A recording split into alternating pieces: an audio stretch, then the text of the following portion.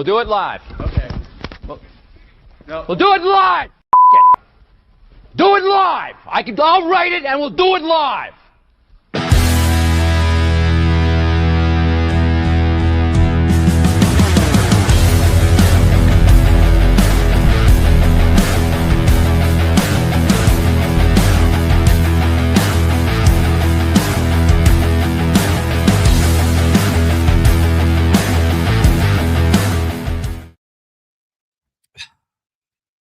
Good evening, Jared.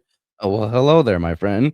We're an entire day early here tonight, doing an impromptu live show. And for something that you can't really. Tyler Andro from the Facebook page. I'm right there with you. He says, "I have no words." The news is incredibly shocking that Sherrone Moore has been fired as the head coach of the Michigan Wolverines. The news came not long ago. I was walking around the house doing something. Jared, you gave me a call, and you said, "What exactly did you say to me?" I can't remember your words. You said something like, "I guess it's all different now," or like, what did you say? You remember? I didn't say anything cheesy like out of some 80s song. You said the end is nigh. All over now. What is this? Benatar, what are we doing? Like a heart. No, man. I said, did you see the news? That's what I said. No, it was more dramatic than that. And hey, look, I'm not trying to make light of this because there's serious accusations, and the reality is there's real people who are involved. I've received a handful of messages from people who are close to the program, connected to the program, have kids who play in the program, and everybody's sort of just kind of going through the same thing right now, trying to digest the news of what is a shocker. And once again, the news is that Sherrone Moore is out as the head coach of the Michigan Wolverines. I'll read the statement that was put out by Athletic Director Ward Manuel. This statement came out at 4:43 today. The statement reads, University of Michigan head coach Sherrone Moore has been terminated with cause effective immediately. Following a university investigation, credible evidence was found that Coach Moore engaged in an inappropriate relationship with a staff member. This conduct constitutes a clear violation of university policy, and University of Michigan maintains zero tolerance for such behavior. Biff Poggi has been appointed head coach in an interim capacity effective immediately. So, Jared, that's where we're at. Sherrone Moore is out. Biff Poggi is in, at least as an interim head coach. I don't know, man. When you saw the news, when it first came through, what's going through your mind? Where are you at on this? I mean, my first thought was, all those bastards on social media that we were like, you guys are crazy. They had it right the whole time. It was a little slower cooking than they had people expecting. Some of them were calling like in the next 2 days, weeks ago. So, it was hard to believe him because nothing was happening. And then that's how these things happen. I guess it's a testament to Michigan really keeping a lock on their HR department in terms of handling things like this. So if you got to look for one shining thing, I guess they're running their HR. You get fired by Michigan, it's going to be efficient. Yeah. There's no question about it. And I think to your point, this is so. Just so that we're clear, this is something that's kind of been floating out there for a little while now. It's a rumor that was floating around on social media. I have heard about this now for a number of weeks. This issue with Sherrone Moore. Jared, I think you and I discussed it. I mean, I was just talking to my wife about it downstairs, that I remember bringing this up to her a couple of weeks back, some things that we had heard. And, that with the way social media is and the way the internet is in general, you're never quite sure if what you're hearing is accurate, but there was some smoke that was building around this thing. And Jared, it turns out that it was accurate. And I think where I'm at on this, like outside of just being in a state of shock, is that it just feels so unfortunate. It's one of those stories where Sherrone Moore comes in as a first-time head coach, lands a job at the University of Michigan. He has every single resource you could want as a college football coach. Big name brand program, University of Michigan, blue blood. You've got Larry Ellison money coming in. You've got donor money coming in left, right. You've got an NIL war chest that the vast majority of programs in the country would kill to have.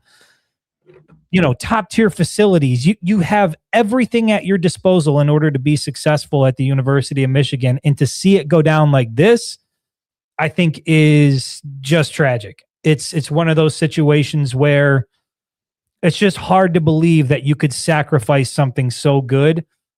But again, like, humans are human and people make mistakes and things happen. And like I said at the beginning of the show, it's just, I'm trying to balance how I feel as a fan, where I'm pissed off and I'm wondering what's going to happen with the roster. I'm wondering, like, this just feels like so much damn wasted time for a university that invested into you. Jim Harbaugh, like, advocating for you to be the next man up. Like, all these people who were rooting and pushing and supporting you. And then something like this happens, and trying to balance it with, like, I feel pissed off about that with the other side. Like, bad for the family. I feel bad for Sherrone Moore. I feel bad for his wife. I feel bad for a lot of people that are involved in this situation. And it's a weird thing to balance. I mean, we were at the Northwestern game in Chicago, my family, with him, like, taking pictures, and he was kind and he was nice and chatting. And I don't know, man. It's just and you got to think about that staffer too, that female staffer. They're saying some crazy stuff, like, which, let's ain't gonna go there, but there's either way, she got put in a position where she wasn't, obviously wasn't comfortable, and some things happened that shouldn't have happened, but it's well, and you say that Biff Poggi, if we're gonna shift back to football, because you and I aren't HR experts, we can talk about moving forward, I guess. Sure. Before we get fired from our own show.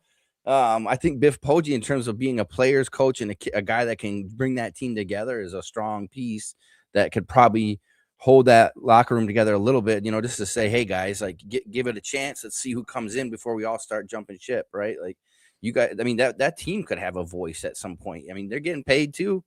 You know what I mean? Like, LeBron had a voice, and I know this isn't the NBA, but you got 5-star kids standing in that room looking at you. They got a voice, and because they got a dollar sign attached to them, and they got, you know what I mean? They got this might be the first time where at University of Michigan that the players might have a say. Well, and they should have a say. And I think that, part of this is anytime you fire a head coach, that window opens for any sort of player to just go and explore and say, is this a place I want to be? And certainly 30 days too, isn't it, or something? Yeah. And it's, man, there's just so many layers to this. This is why I wanted to hop on and do this live, because I am still trying to digest it and still trying to, like, work my way through it mentally. And I've seen, there's no shortage of people that are, let's do this. Okay. Because I think the one side of it is what he got fired for and what he's being accused of. And then some of the other things. I mean, if you listen to the ESPN report and Adam Schefter, he seemed to suggest that there's more that's going to be coming out, more details about this that are going to come out in the coming weeks. I don't know exactly what that's going to look like. Again, there's things that are floating around on social media. I'm not really going to discuss those things here just because it's highly inappropriate, given the nature of what we're talking about here. But, when you talk about, I think, Jared, you make a good point. The fact that you've got Biff Poggi in that locker room, in that building, a guy that is a player's coach, a guy that players absolutely love. It's fortunate that you have him there as somebody who can potentially keep this thing together. But I guess the first question I would ask is, he's serving in an interim capacity. And during the season, we saw it against Nebraska. We saw it against Central Michigan. People thought, like, holy shit, like, this is when Biff Poggi was running things. Like, Michigan looked a hell of a lot better. Even during the season, there were people advocating for him. So when people are throwing out names here, I mean, thoughts on Biff Poggi potentially being the guy? I don't think so, man. I don't think he wants it. You know what I mean? I think he's past that part of his football journey, football career. I think he's more into the mentorship. So, which is good. So we can go out and get a young quarterback or a young coach maybe, and Biff stays, keeps that locker room intact, because you got to have somebody that keeps that locker room intact, man. You know what I mean? That there really has to be somebody. And Sherrone was that when Harbaugh left, right? A lot of players said that. He held them together and didn't let them miss a beat. But yeah, I mean, I see people talking about Jesse Minter, that he's got a show cause until April of 26. His show cause is over. Yeah, I've heard Jesse being thrown out. He could. I believe he can still get hired. He just can't operate until April 26. It's a shame Connor Stallions got caught, because this might have been part of the manifesto. Maybe this was like the next iteration. Here's the job open. I'm going to go through, and I'm Connor Stallions' fault again. That dude. That guy strikes again. I am just going to throw up some comments here, because You know, Fire a ward lot of manual. people. Oh my God. Okay, let's just start with haha Jacob from the Facebook page. He says, "See ya." And by the way, this is a pretty common response that I'm seeing from fans here. Like, let's keep in mind there were a lot of people who were not in Sherrone Moore's camp. They didn't think he was going to be the guy. They wanted to pull the trigger midway through last season. They wanted to pull the trigger midway through this year. And, you know, while most of us were saying you got to give him year 3, you got to give him year 3, there was a whole host of people in this fan base that wanted to see him gone. So while some of us are feeling like, what the hell? How does this even happen? There's definitely some in the fan base that are rejoicing. And haha Jacob here from the Facebook page is one. What if we just have Dusty May take over, dude? Well, you can, yeah. Well, you know, I mean, he's saying, see ya, bring in Dabo. No, Brian Kelly, I'm guessing, is who he's suggesting here, or John Harbaugh. I'm gonna give a hard no. You don't want to, and you ain't getting the third. I mean, what? Exactly. Yeah, you definitely. I mean, Brian Kelly. We were talking about that before we went live. The idea of Brian Kelly roaming the sidelines in Ann Arbor, screaming his head off, yelling at players with his face all purple. I can't take that. And that's the thing about this. We can throw out names. You can say Jesse Minter. You can say John Gruden. You can say Urban Meyer, which, by the way, if I'm the people in Ann Arbor, I am loading up the bags of cash to try to get Urban Meyer from wherever the hell he's at now to relocate to the University of Michigan. Jared, we talked about this before we went live. He reportedly was in the mix with the Penn State thing. He wanted some things from an NIL standpoint that I think Penn State was just not prepared to give him. And what did I say? Whatever he wasn't going to get NIL-wise at Penn State, he will get that at the University of Michigan. It's just a matter of, I don't know, does Urban Meyer have any interest in potentially becoming a Wolverine? But either way, when you're talking about this, Jared, you have got to get this right. And I think you make a great point that, like, more so now than ever, the players, the guys in that locker room should have a say in how this thing goes and who you end up bringing in, because this is absolutely a hire now. University of Michigan, that head coaching vacancy is now open. This is a job where if it's vacant, I don't know, when Penn State was vacant, when some of these other high-profile jobs, you're talking Michigan's at the top of the list. I don't know if there's going to be another job more coveted than this. Them and LSU, right? Like right there. I think. But I would even give Michigan the edge over LSU. I don't know. I get it. It's an SEC program. I understand it. There's history and there's tradition there, but I just don't know that. I mean, Michigan was able to steal LSU or Bryce Underwood away from LSU. Michigan has resources. 10 seconds away, man. That's true. That's true. Look out the door to see him. You could put them 1A or 1B. My point is that if you're Michigan, you tried the thing with Sherrone Moore. He was a first-time head coach. Yeah, you got to get somebody in track record. You got to get a dude. I think that there's certain programs around the country where you got to be the Jim Harbaugh, the Nick Saban, the Urban Meyer, like those types of guys. I think the University of Michigan needs a guy like that running things. I'm not saying any of those guys are going to be in the mix. Certainly not Jim Harbaugh. I'm not saying any of those guys are going to be in the mix, but I think if you're Michigan, you've got to get somebody of that caliber, long proven track record. How old is Urban Meyer now? I don't know. Young enough to come coach at Michigan. That's for sure. What do you think? Mid-60s? Probably late 60s. I don't know. He's been around for a minute. He's only 61. He's only 61. He's got plenty of time. Like another decade. Another 2 years. Would you sign him to like a 10-year deal just right off the rip? Don't you think he would say, I want a 10-year deal? Sure. And you know what? I think he's negotiating that. I would say, yes, I will give it to you, and you will be the highest paid coach in all of college football. 100%. I wouldn't think twice. Would not think twice. Gave that to LSU, right? Lane Kiffin. Zay Martinez from the Facebook page says this is absolutely the worst timing. Yeah, I think that's part of it too. Like Michigan had to go through, run the course on the investigation.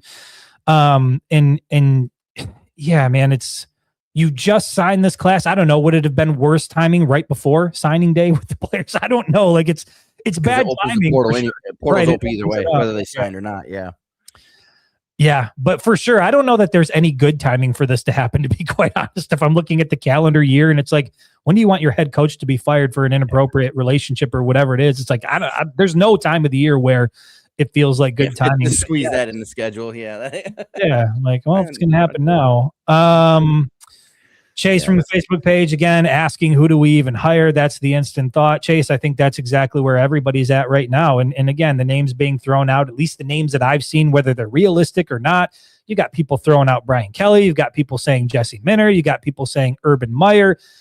The bottom line is, I think that even though a lot of the coaches have been scooped up in what is just an insane head coaching carousel, and this offseason it's been crazy, like one of the craziest that I can ever remember. But there are still some guys who are out there that I think Michigan being open is going to give them something to think about or something to look about, even if they are enjoying retirement right now. Like the opportunity to be the head coach at the University of Michigan does not come along often. And that's why this thing with Sherrone Moore is just so damn frustrating. Think about that.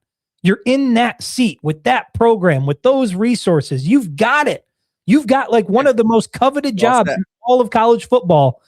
And this is how it goes out. Like, okay, if your winning percentage sucks, if you can't beat Ohio State, if you can't beat, go to the college football playoff, like if you can't get the team where it needs to be, fine. That's, it is what it is. But to go out this way is just so damn disappointing, man, especially for people like me who were in Sherrone Moore's corner and advocating for him to succeed. Yeah, all the people that say Ryan Day was born on third, I mean, he probably was, right? But I think Sherrone was at second. You know what I'm saying? Like he had everything. He just didn't have the roster immediately that Ryan Day got when he took over. But I mean, he was, you know what I mean? He wasn't that, like you said, he had all the resources. They had just figured out their NIL, flipped Bryce on. Like, I mean, he made some moves instantly and then just gone. Like, man, gone. And killing it on the recruiting trail. And I know a lot of people wanted to point to, anybody could kill it on the recruiting trail with that type of NIL resources. But again, you can't. Got it. Right. You can't take, Sherrone Moore was pulling recruits away from other programs that had, if not as much, almost just as much, could offer guys just as much and was winning recruiting battles. So you can't really take all of that off of him and just chalk it up to NIL. Another name that we're seeing float around here, we've got it back to back. Justin Tigner from the Facebook page says, I just want to start by saying go blue. John Gruden, come on down. Dave needs to make the call. Dave Portnoy, obviously the owner of Barstool Sports. He's got John Gruden working for Barstool Sports. I would have a hard time believing a text message probably hasn't already been sent, particularly because John Gruden recently said, when asked about whether or not he would ever want to be a head coach again, he said, I always stay ready to be a head coach. And so who knows, man? Talk about a guy that's getting up there in age. I think he's probably over Urban Meyer. But what about Deion? What about Deion? Absolutely not. No. No. We're not going to be Deion. Would be a disaster. Let me just go through some more of these comments here. Mike from the Facebook page says the best job available, including over the previous job openings. Let's nail this next hire. Yeah, Mike, 100%. That's exactly where we are. If you are the University of Michigan, like you don't want to wait long, right? Because you want to keep this roster together. Now you're at risk because this window is open. You're at risk of losing every damn body if they don't like the direction that this is headed. Jared, I think you make a great point that having Biff Poggi in the building, I think is going to be calming. Key, right? Calming and key to keep this whole thing together. But there's no question that Michigan has to absolutely get this right. And Jared, I don't, to me, it's got to be a home run hire. I don't think there's any doubt about it. It's got to be a home run hire. Zero. Like, you don't want to see what happened with the report about the quarterbacks coach, right? Mike Shula. People were like, oh my God, he got fired from South Carolina. I'm just not sure. That can't be your head coaching choice here. It can't be a guy that people are on the fence of, not quite sure about. It's got to be a sure thing home run hire. If you're Michigan, you got to strike right now. Yeah. And I think, though, more importantly, than you and I thinking it's a home run, I think the players got to think it's a home run. And that I'm telling you, the players got a lot of power in this right now, because it didn't used to be like this. But now, man, I'm telling you, if you don't include them, you're setting that guy for failure. We see this fan base gives you about 3 years, unless this dude's gonna transfer in a whole team Signetti style. You know what I mean? Like he's got to have some ingredients in the cupboard. And right. And the idea that you're going to be able to replicate what Indiana did with Curt Signetti, like, I know we all look at that as like an example of like, see what you can do in just one off season or two off seasons. Like, there aren't a lot of teams that are doing that. And there's a reason why Indiana's story is so special, because it's one of those Cinderella things where everything just sort of worked out. But I don't know that that's going to be in the cards for the University of Michigan, where you take a gamble on a guy and it becomes that. I mean, if you gamble with this hire here, you're back to the dark ages. The fork in the road becomes like very divided, right? If you gamble and you get it wrong, and you go from Sherrone Moore to the next guy who can't make it work, all of a sudden things start to look bleak real quick and the roster starts to fall apart and you get real far away from where you were in 2023. We can't act like it would never happen at Michigan. It absolutely can happen. It happened like back to back. Like right. We went, like we watched it. We lived through it. It was horrifying. I mean, awful. We can't.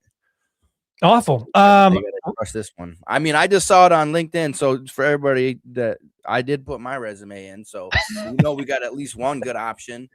One guy, former military guy, just ready to. Yeah, I mean, I'm also open to the job. Yeah. I don't know nothing about running a team, but we'll look good. We'll be squared away. Yeah. We'll make sure we get those guys. We'll get them fired up for Ohio State, no question. Brian William from the Facebook page says, "How soon do we have to hire before everything falls apart?" That's a good question, Ryan. I think Jared made a great point that I think having Biff Poggi in the building gives you some time.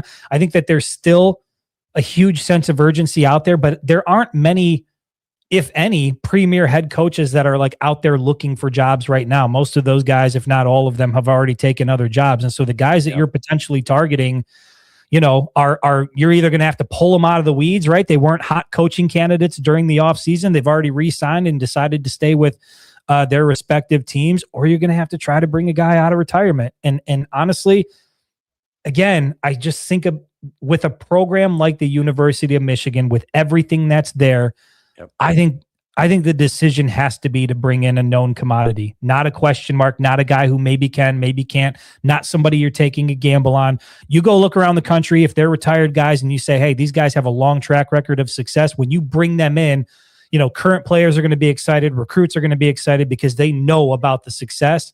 I think that's what you got to do if you're Michigan. And if you don't do that, I think it could get scary. But how soon does that have to happen? I don't know, Jared. How quickly do you think they got to pull all this together and find somebody here?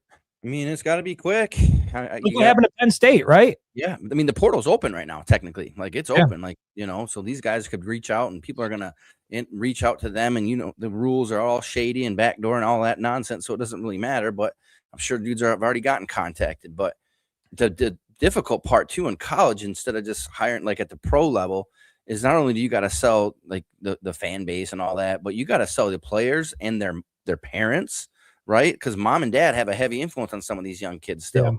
So you got to sell down the line to keep your roster intact and not go back, like I said, to the dark ages of Michigan football, getting whooped and winning 3-4 games. You know what I mean? Yeah. So it's got to be quick and it's got to be. I mean, I'm sure they're on it, and I'm sure they already had kind of feelers out, anyways. You know what I mean? They knew which way this thing was going. The Michigan knew the direction of the investigation. I call Urban Meyer again. I mean, fired up now, Chris. You got half the people calling for you to get your butt whipped. If I am in a decision-making position at the University of Michigan, my first call, second call, third call, fourth call, fifth call, all the way up to like my 20th call is Urban Meyer. I'm blowing his phone up right now and saying, what do we got to do to get you away from Fox and get you to Ann Arbor? I like the guy. I think he's real cerebral. I think he understands the game. I think he conveys his message in the right way. He's 61 years old. He is that general type guy, right? He's calmed down a little bit. He is that general, like when he walks into the room, he's going to have command and have respect of his players.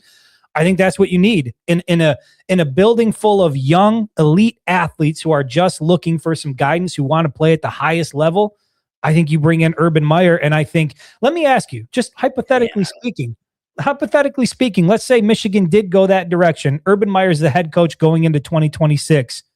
How confident do you feel about Michigan's chances with an experienced Bryce Underwood, a returning offensive line that has a ton of experience, Andrew Marsh, Justice Haynes, Jordan Marshall? You keep everybody, you're saying. You keep everybody, and you bring in Urban Meyer. How good are you feeling about this? Yeah. Dude, I mean, it's a solid team. We thought it was a solid team even with, when Sherrone was at the helm. And obviously, the biggest question was what? What was the biggest question with this team? Yeah, coaching. Development. Yeah. Coaching and development. He does it, right? I mean, he took Tim Tebow, made him a perennial Heisman guy. Turns out the dude couldn't even throw the ball when he got to the NFL, right? They're like, what? There you go. As a quarterback. How did that happen? Make him a tight end. You know what I mean? Like, and I've seen a few of these. Lewis from the Facebook page is saying, go get Dan Mullen. Dude. He's at UNLV, right? No, see, I don't. To me, Dan Mullen isn't even good enough. It's not. No, it's not. Nope. Anything like that. Brian Kelly is not good enough. your past has to be success, not failure, right? Like that's why, like if people, I've saw people say the Deion Sanders thing. I'm like, dude, he's not even winning in Colorado. Like, dude, we're not going down that road. You're gonna take a dude who's gonna, like you said, known commodity, background with a history of winning, and that's it. We got a question here from the Facebook page from Nate Town. He says, do you think Biff Poggi and the rest of the staff get a year as opposed to trying to hire after the coaching carousel has spun? Might make it easier to retain commits released from the LOIs. No, I don't think so. Unless you're saying the new head coach keeps the staff, which is up to them. No, I think he's saying you keep Biff Poggi in that position, you keep the staff together, and you give that group a year to figure it out. Can't do that. Yeah, I absolutely do not think so. But yeah, you can't. Yeah, that's it's got to be decisive, because then you're talking about the next year's recruiting and all that nonsense, right? Like next year's recruiting.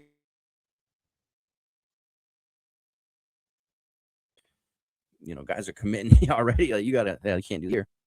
Yeah, you can't. Yeah, I don't think you can afford to wait. I think you got to go now if you're Michigan. Chris from the Facebook page, Chris Bearden, he says Michigan must strike fast at getting a coach or they will lose players and recruits. I think that's certainly where Jared and I are at. This feels like a definitely a sense of urgency type thing where, again, you have a little bit of time because I think you've got Poggi in the building. You've got some leadership in there on the staff, guys who've been there for a while that can keep it together. But ultimately, I think the question is going to be, everybody's going to be trying to figure out who they're going to bring in. And I think that, you got to strike fast and you got to make a deal. And I don't know, hopefully this could end up working in Michigan's favor where they do bring in an elite, experienced veteran head coach who's been sitting out there behind a desk and says, you know what? I like retirement, but I can't pass up on the opportunity to go coach that football team up in Ann Arbor. That's really what you're hoping for at this point. All right, so you gotta give me a dream hire and who you would bet on right now if you had to bet. A dream hire, whatever you want. So you say Urban. The dream hire to me unquestionably is Urban Meyer. Like if I could just press the button and make that happen, that's who I'm going after. Who do I think they can get? Was that what the other one is? They will get. Who would you bet on right now? Not with your Urban Meyer love, but listen, I don't know what the name is, but there's something in my gut that just tells me you're going to see the name pop up and your first instinct is going to be like, really? Okay. All right. I can see it. It's going to be sort of like my fear is that it's not going to be that thing where you see that first report come up about who the guy's going to be. And you're like, yes, it's going to be, okay, maybe this can work sort of thing. And I hate that, but I think that's where we're going. Who is that guy? I have no idea.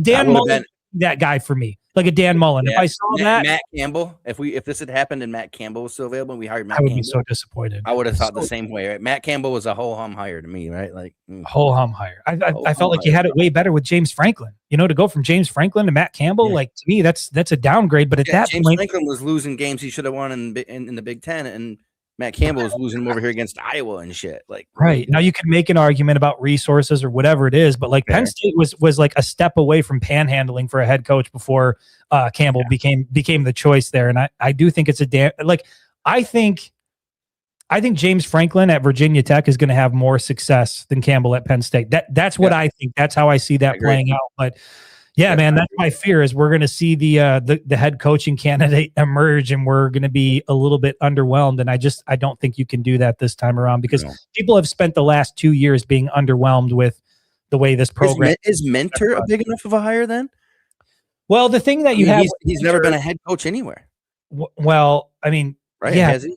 But the thing you have with Minter is that he was here when Michigan won a national championship. He was here when Michigan was the most dominant defensively that it ever had been. And so I think that familiarity, if you're a Michigan fan and you hear Jesse Minter, you're like, okay, that makes sense. Like that's a guy we could see. And he's got close ties to Jim Harbaugh. He's been a part of that program. Maybe Jesse Minter can bring back Ben Herbert with him. Maybe they're going to send out the bat signal and say, look, man, we got to bring some guys. Now, okay, if we do that, I'm happy. Jesse Minter and Ben Herbert, that package comes back to Ann Arbor. Let's go. Yep. That's a massive hire. Chris follows it up with, and look, this is we're never going to see this. This is never going to happen. Tom Brady and Charles Woodson as co-coaches.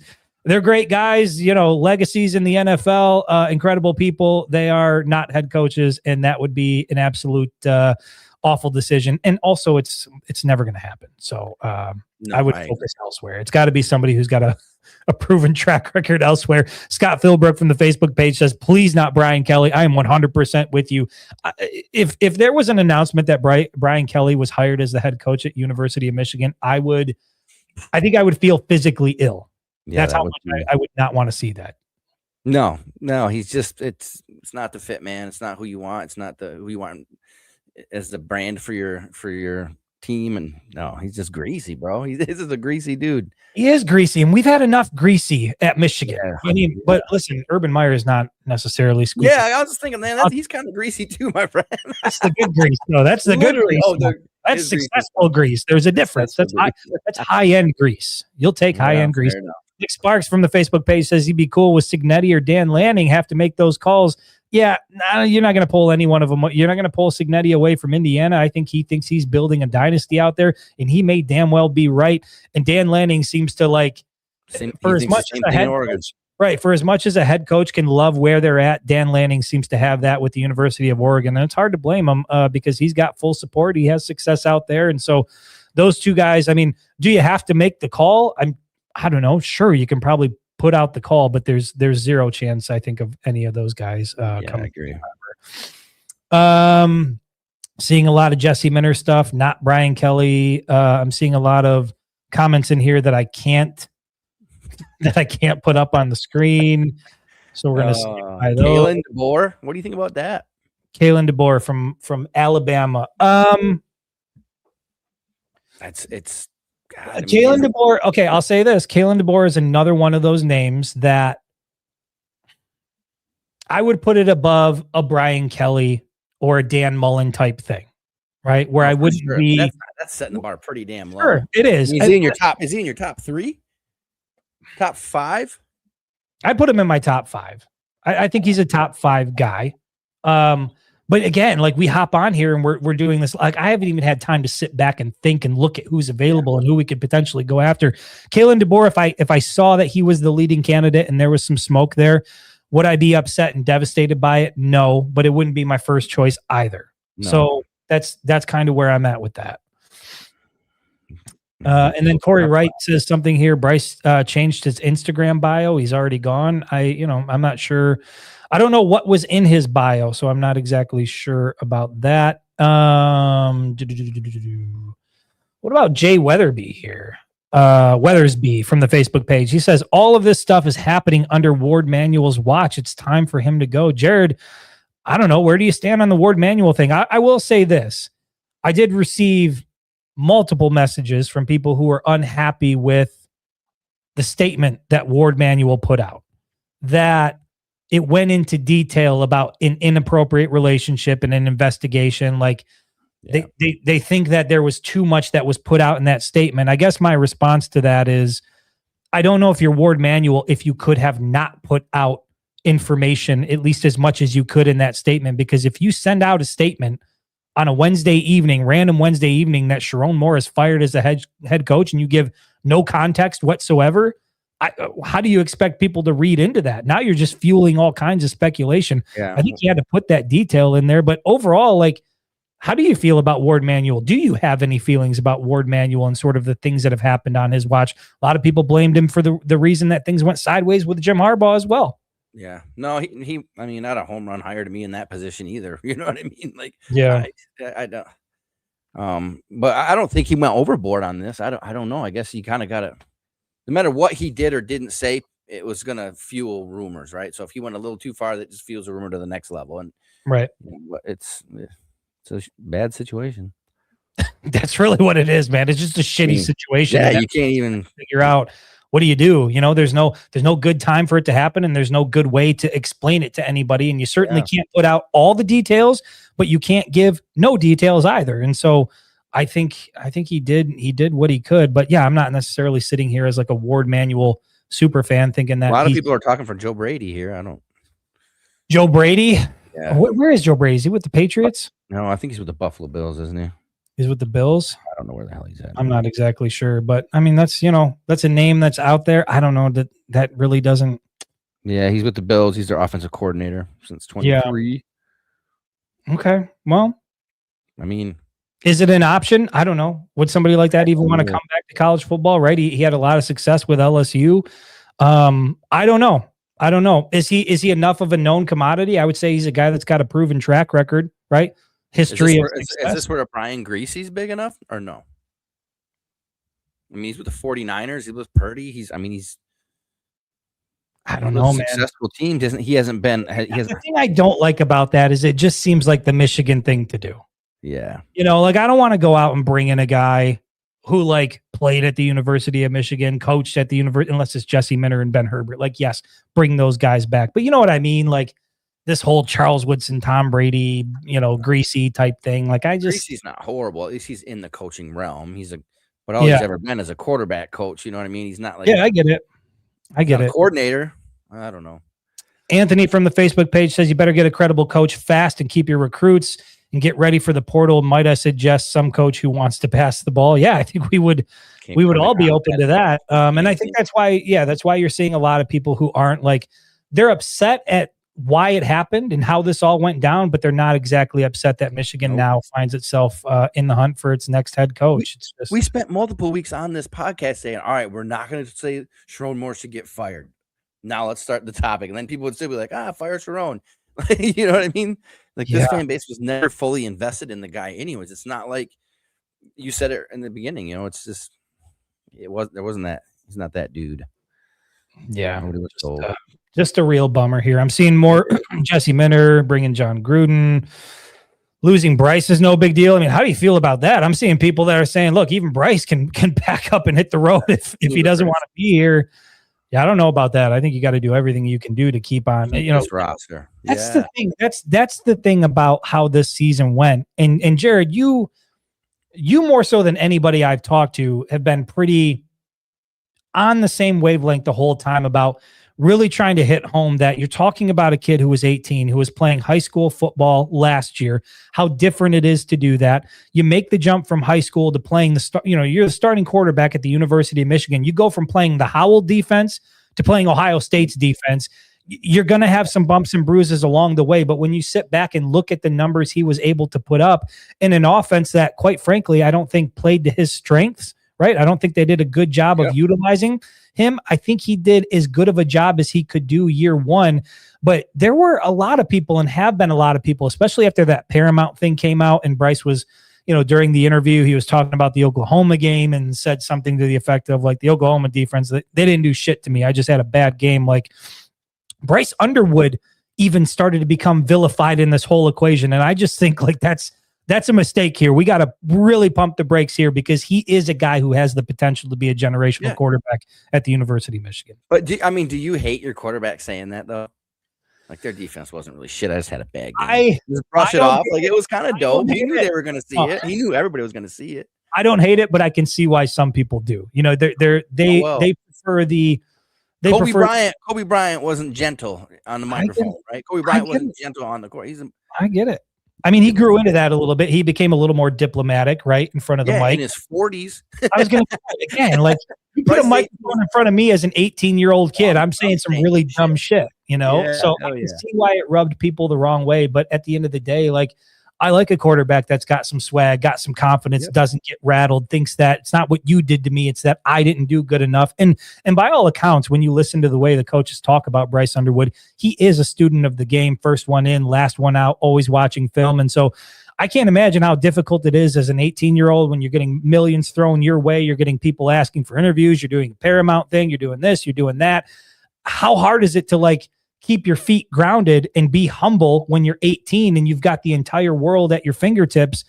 I think that for as much as he can do it under those circumstances, I think he's doing a pretty damn good job. And certainly he's somebody that you want to keep on the roster. I don't think there's any question about that. I'd rather not lose Bryce Underwood. I would prefer not to lose Bryce. Pretty simple there. Let's get a new good head coach. Keep Bryce Underwood. And you got Savion Hyder, signed early. He's there, like there's some dudes in that building right now that you got to keep. Yeah. I'm worried about Carter Meadows out there, right? He signed, but he didn't enroll early, dude. That dude, he's number 6 in the country. That kid's going to be an absolute stud. I think having that in that building is going to be easier to keep those recruits. I think the ones that you see, the switch off to other schools would be the ones that signed and didn't enroll early. I think those are going to be the highest risk because they're just getting their texts blown up, and Well, I mean, everybody. How many texts or calls do you think Bryce Underwood's fielded in the last hour? Yeah, I'm sure they changed his phone number. I'm sure there it's are. A funny. Here's a. You might laugh when I say that. In his camp. I tell you, you might laugh, but when I was trying to do something with the National Guard with JJ and Blake, I got JJ and Blake's phone numbers, and they told me, they're like, "This is his new number. This is like, we changed it. This is like the 6th time." And I'm like, "Holy shit!"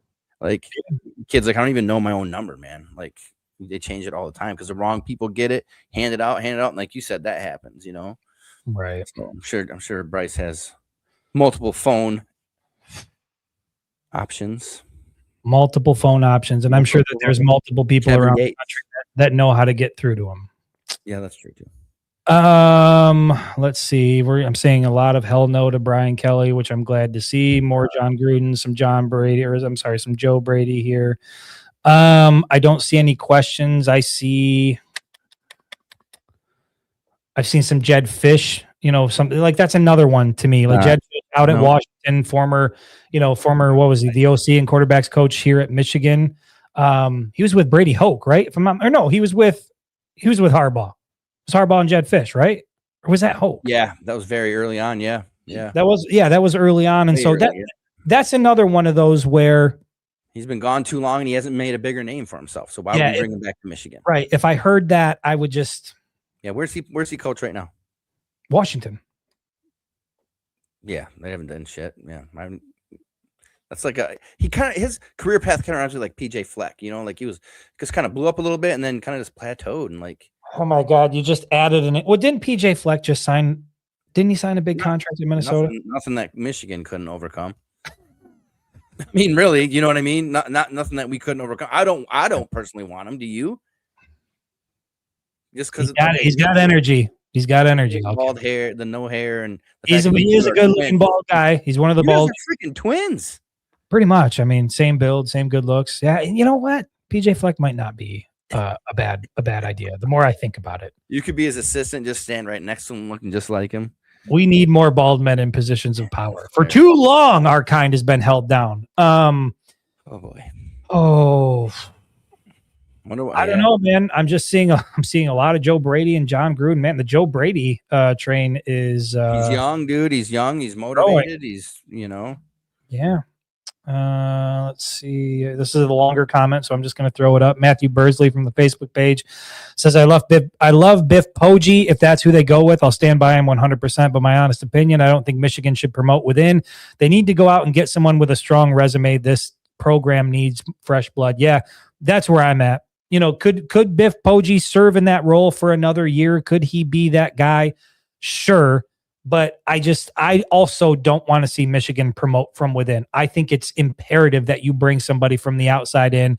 They put together the staff that they want, and you just get a breath of fresh air in this program. I think that that's going to be sorely needed, especially when things kind of go this way and end on this type of note. I think it's, as much as I hate to say it, man, I think it's a cleaning house might not be a bad idea. We'll just leave it. Yeah.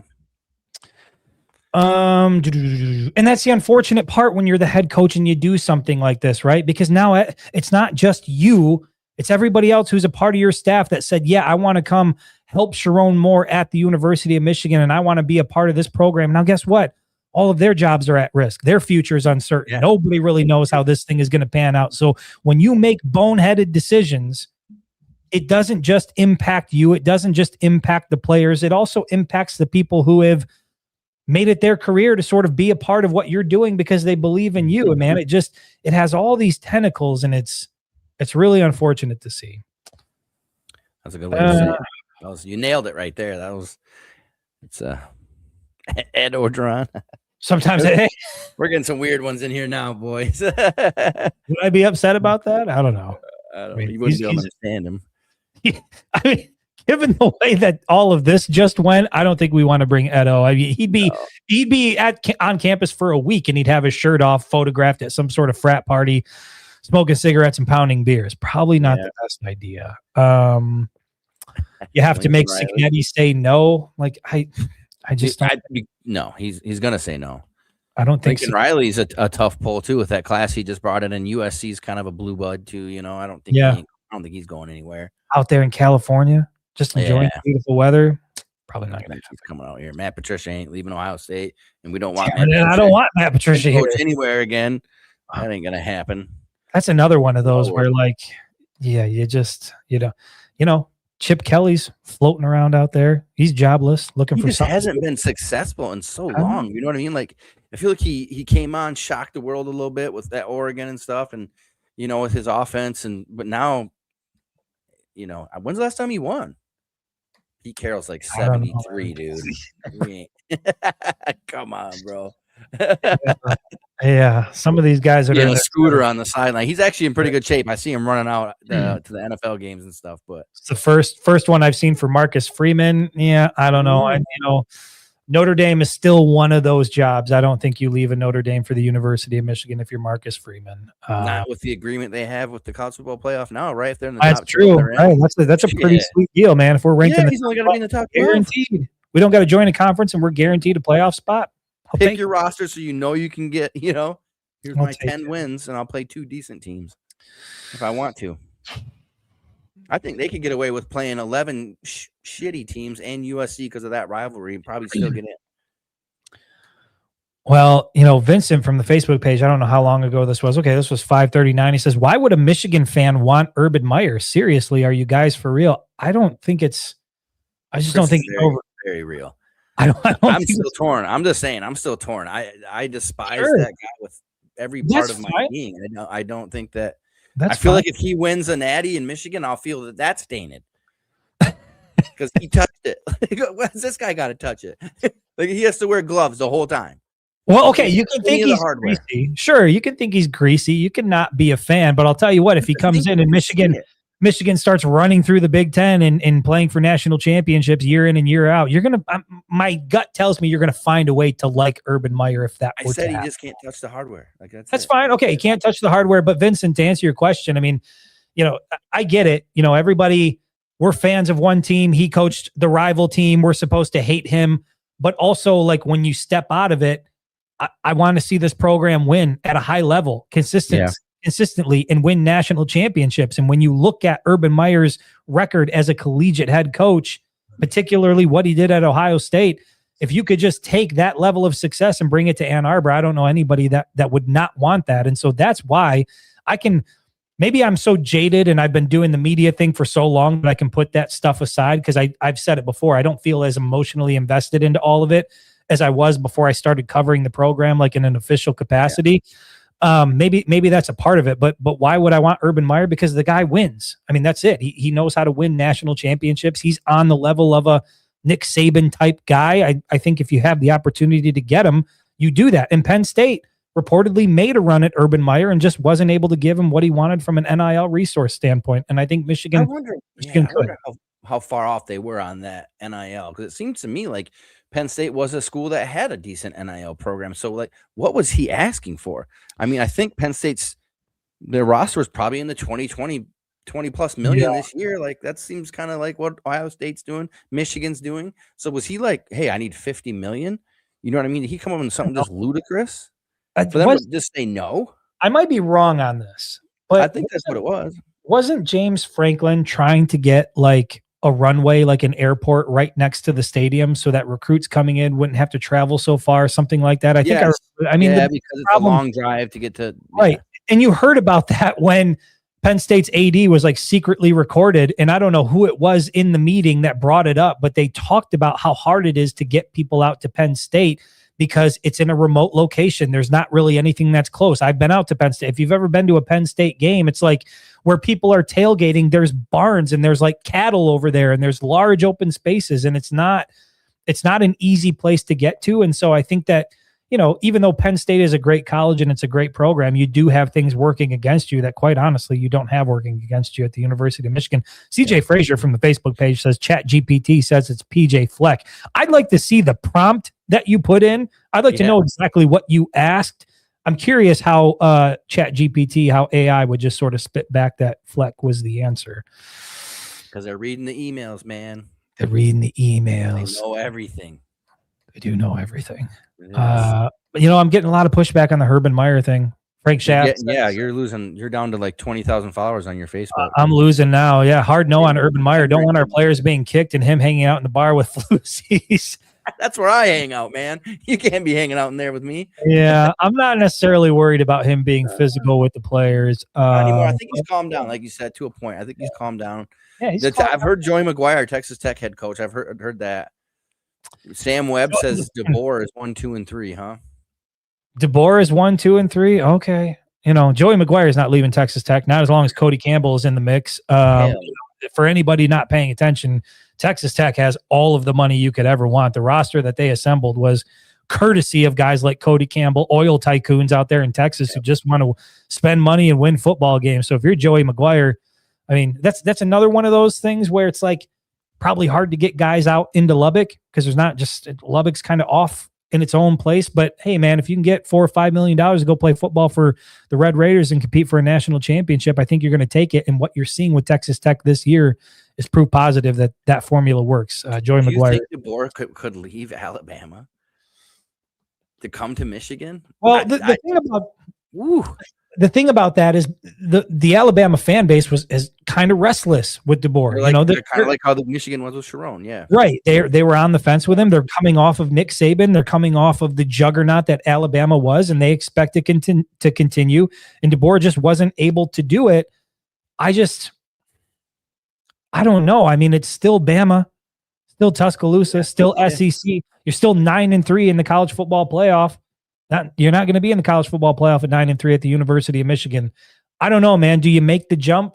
Is Michigan far more appealing than Alabama? Do you think there's less stress at Michigan than there is at Alabama? Hell no. You don't think so? Ask Sherrone Moore. I mean, this team went 9-3 this year. 9-3 this year. And Jim Harbaugh was there for how long? He was 8 years? Yeah, he was there before he finally started winning. He was there for 8, when Alabama doesn't put up with that shit. We were like 4 or 5 years into Harbaugh's tenure before people wanted Harbaugh gone, and then contractual things started to happen, and then he started like exploring the NFL, and so man, 3 years for sure.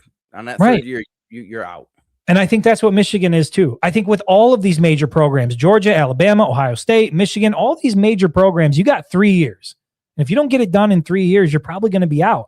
Now, at a Tulane or a Tulsa or if you're coaching in the Sun Belt or something like that, or you're coaching Central Michigan or Western Michigan or a MAC school or whatever it is, like now, you've got. That's why Brian Hartline probably went to UCF, because you're not on a 3-year leash at that point. UCF doesn't have to make the college football. Right, he went to USF. I'm sorry, USF. You don't have to make the college football playoff every 3 seasons. So you have time as a first-time head coach to really, fail, make some mistakes, get things figured out before you take that big boy job. But not at the University of Michigan, man. You got, especially coming off of the national championship run in 2023, people have experienced it, they felt it, and now that's the expectation. And when it doesn't happen, when you're not in the college football playoff, it's a problem. And I think you've got about 3 years before people say, you're not the guy. Yeah. Look at Navy's head coach. Michigan will go all in on Cignetti. I mean, even though it's improbable, you and I have talked about Cignetti. You know where I stand. I would 100% welcome him with open arms. I love batshit crazy head coaches. Give me Cignetti's kind of cut from that Jim Harbaugh type cloth. How would you feel about that, even though it's completely improbable? I want continuity, man. I think he's older, right? I just want a guy that can stay for. I'm tired of the coaching changes, man, because that's what kills college football programs, especially in this era with the transfer portal and NIL. Like it's got to be somebody that can stay for a minute. I mean, PJ Fleck would stay for a minute. You know what I mean? Yeah. I think if PJ Fleck got the head coaching job at the University of Michigan, he's one of those guys that would come here and in his press conference say, I am never leaving. I am going to be here forever until they drag me out of the building. And I think he would mean it too. So there's also something to be said for that as well. But I don't know. It's the 27th best recruiting class this year at Minnesota. Right, which is not an easy place. I mean, what's his NIL going to be, dude? I mean, it can't be. You know what I mean? He ain't even in the league with Michigan and got the 27th best. I mean, and he's trying to bring guys up to Minnesota where, it's just you're competing against Oregon, USC, Michigan, Ohio State, like all these heavy hitters in the recruit. It's it's tough. And a coach like that at Michigan could probably do a little bit better with the resources that are there. Oh, absolutely. But I don't know that Fleck would move the needle for a lot of people. Which I don't know. Is that unfair that like he rubs people the wrong way just because he's energetic and he, that would be the biggest problem. He'd try to put an "or" somehow on the Michigan helmet and it would become a big issue. Yeah. That ain't happening here, Fleck. He's over the top a little bit, but I also just don't think that he's had that crowning achievement, right? Like that big moment. He's not competed for a Big Ten championship. He's not even played in the Big Ten championship. You know what I mean? Since being like, he hasn't really, as you say, has he moved the needle at Minnesota? I think as much as you can, as much like as an 8-4 team every year, I don't know. Which is, I think, is good if you're Minnesota. I think that's probably where you're going to max out in this conference. You beat the teams you're supposed to beat and you lose the teams you're supposed to lose to. Aaron, I think it's Fongers from the Facebook page. He says, is there even a chance at getting DeBoer? Yeah, I think there's always a chance. And I've said this a number of times, man. I do not rule anything out in today's era of college football, whether it be player-wise, roster-wise, coaching-wise, staff-wise. Like, I don't rule anything out. So is there a chance? Absolutely, there's a chance. And again, the Michigan head coaching vacancy, it is, even if all other jobs were open, you're talking about the University of Michigan is probably like top 3. There's not many jobs that can compete with what you have available to you at Michigan. And so is there a chance of getting him? Sure. The only question is, like, is he the guy? Is that the one you want to throw your weight around, throw the money at and ride with DeBoer for the next 3 years and see what happens? Dude, his buyout is $3 million. Well, that also helps. If he leaves, yep. So if he voluntarily leaves, they owe him $3 million, which we would probably have to pay. Yeah, which is, I mean, those big buyouts, what people are seeing is when they fire him or whatever. Yeah, that's kind of buyouts. But for him to leave, it's only $3 million. I think Saban's was crazy to leave. Like, his was high on both, right? They didn't care. So that tells you a little bit about how Alabama thinks about DeBoer, anyways, the way they structured his contract. Like, if you decide it's too hot in the kitchen and you want to bounce, $3 million. That's all we're giving you. You know what I mean? They knew it was going to be hot. Here's a comment from Nasser from the Facebook page. I hope I said that right. He says, couldn't be a better time for a coaching search. December is a good time for the university, or for a university like Michigan. I think many options in the NFL and many current coaches who would leave their jobs for this one. Yeah, I mean, I don't know. It couldn't be a better time. I'm not sure about that, but I think the overall point is true that, yeah, man, there's a lot of coaches out there, a lot of guys who are on NFL staffs who have been head coaches at the collegiate level. Like, there are going to be options for the University of Michigan to get this right with a guy with a proven track record. It's just a matter of which direction do they go. And then the other question is, how quickly do you got to make it happen? And I think if you want to keep this recruiting class together, if you want to keep your top players on your roster, Jared, I think it's got to happen relatively quickly. The wheels got to be moving. And I would assume that just because we heard about it today doesn't mean Michigan hasn't known where this thing is trending and conversations and phone calls haven't been made. So, the idea that this could come together pretty quickly in the matter of a week or so, I wouldn't be surprised by that either. What about Cliff Kingsbury? I know we're getting close to an hour here. Yeah, I would be coordinator for the Washington Redskins, right? He's led some big teams, won some big games. Maybe it's just because. Problem is, I think he'd want to go back to the NFL at some point. You know what I mean? I think there's bump into that, but he's young. But honestly, like, I think Michigan is one of those jobs where, when you get there, if you do things the right way, like, it's a job that you could turn into a long-term career. Like, you're going to get paid a lot of money. Like, you're going to have the top recruits that want to come for you. You're going to have an opportunity to compete for championships. You're going to have an opportunity to become a legend. That's the other part about this is, like, with the way it's set up right now, whoever steps into that seat, whoever takes that job, it is set up for you to become a legend. If you want to stay there and make a name for yourself, you have everything you need, every tool at your disposal to become a coaching legend at the collegiate level. And I think there's a lot of guys that would appeal to. Sure, there's some guys that want to be in the NFL, and, obviously that's coaching at the highest level, but there's something to be, look at the way people look at Nick Saban, right? Didn't do shit in the NFL, but he is a head coaching legend because of what he did at Alabama. Yep, and I truly think that the same opportunity is there for whoever comes to the University of Michigan. I truly believe that. Yeah, no, I agree. Yeah, I think Cliff would be good one. I like him, though. Good offense, good offensive mind. You know what I mean? That's what we need. Yeah.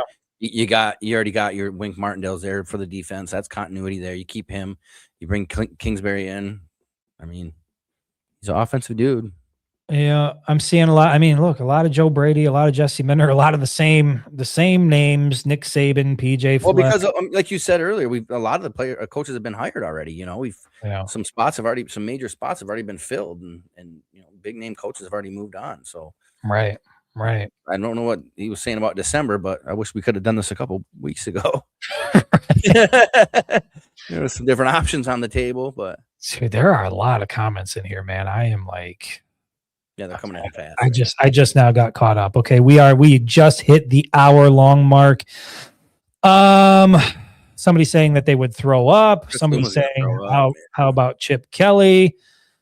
Yeah, look, here's what we're gonna do. I guess Mike Vrabel, is that what we're pushing for? I don't know. Here's where we'll end it. Jared, is there anything you want to say about this overall? I mean, obviously this news didn't quite come out of left field because we talked about it.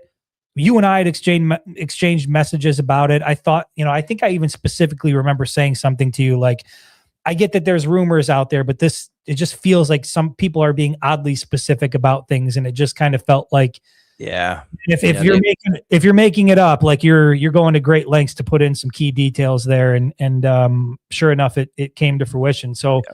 I guess where is as we're at an hour here, where is your head at on this whole thing? Well, first I just saw a comment that we had 335 viewers, so I want to give a shout out to the fans for hopping on, in short notice. Like, that's clutch. We appreciate it. Let me just say this about that. I mean, I've been watching the numbers up in the corner. I can see the live numbers the whole time. We have steadily it's dropped down. We're about 415 right now, but we were steadily at about 600 live viewers the whole time here watching this show. So for an entire hour, for 600 people to be sitting in here watching a couple dinks talk about, try to dissect the Sherrone Moore thing, I think incredible community and grateful for the people who participated in it. But yeah, man, I'm wondering where your head is at with this thing. Again, yeah, I think we should have paid more attention. Like you said, they were very oddly specific when they were talking about this. And if you're not sure about something, you stay vague when you release your hot intel so that you can back out of it, because right. you stayed vague. They were very specific down to the way that people looked and acted, and very, very specific. So it's a tragedy. I've been around Coach Moore. You've been around Coach Moore. Yeah. Seemed like a great dude. When I was in the military, I always did great things for us in the military. Taking care of soldiers that were deploying, things like that. He was always supportive of that. But like you said, people make mistakes, man. And he made a big one, and I hope that doesn't affect his family life, or hopefully they can work through whatever there is there. But sad, like you said, he had the world in front of him, man. Like, this was a job, and he was recruiting, and he was building, and he was doing so many of the right things, and just stepped on something, and here we are, So hopefully Biff Poggi can keep the team together. Hopefully Michigan takes this serious, makes a good hire that the kids want to work with, and we can keep this thing rolling. Yeah. I mean, that's really where it's at. Unfortunately, there's no like big aha moment. There's no juicy details of anything of like exactly what happened. Like, it's an unfortunate situation. I think that my hope is that Sherrone Moore finds a way to like get back on his feet and somehow, some way get back into the coaching world. But it's unfortunate. It's going to take a minute, right? Anytime you go through something like this, it's going to take a minute, and it's going to suck. It's going to suck for him. It sucks for his family right now. I'm sure that tonight is not an easy night. And my hunch is that it hasn't been easy for like a minute, because I doubt that this was the first time that Sherrone Moore had an idea that something was coming. But yeah, Jared, we talked about it before, man. You had the world in your hands. You were the head coach at the University of Michigan. You had all the resources you could ever need. You were set up, like I said before, with whatever coach steps in, you were set up to become a coaching legend. You had everything at your disposal to be able to do that. And unfortunately, this is where we are. And so there's one side of me as a fan that feels one way. There's another side of me as somebody who covers the team that feels a different way. And where I'm at with this right now is I am hopeful. I'm hopeful that Michigan gets this right. I'm hopeful that they go out and whoever they hire, they hire the type of guy who this program deserves. Somebody with a proven track record of success, somebody who can come in and make the most of what they have here. And I think if the folks in Ann Arbor can get this thing right, I think when the 2026 season comes around, we could see this program really ascend, and that's what I want to see. So, Jared, I think that's where we're going to leave it. Obviously, there's a lot of comments in here, and we're grateful for all of the people that participated. I saw somebody ask if this means we're not going to do a Thursday show. Jared, you and I, we can talk about that offline a little bit. I think right now is just, wanted to hop on here and digest it live with all of you, because we're in the same boat. We're just, kind of blindsided by it because we thought something was coming, but the reality when it actually hits, I think is it's strange. It's a strange place to be. And this is certainly not how I saw Sherrone Moore's tenure coming to an end at the University of Michigan. So we appreciate everybody who participated in this show. Jared and I are going to hop off. We'll talk about whether or not we come back live on Thursday. And my guess is if we do a Thursday show, we're going to be having a lot of the same conversations we had tonight. So maybe we're going to have more information. Who knows? It's 24 hours, right? It could right. Yeah. We'll see if something else comes out. I mean, I'd like to push for a Thursday show, but we're going to play that one by ear. I will certainly announce it on the Facebook page if we decide to do that. But until then, hang on tight. This thing's going to get, it's going to get real interesting in the coming days and coming weeks. And we're going to try to figure out, if this program is going to be in a great place and can hang on to the players it has. There's a lot of stuff that's still to come about this situation. So hang on tight. Enjoy the ride. We might be back on Thursday to talk about it. Appreciate y'all out there.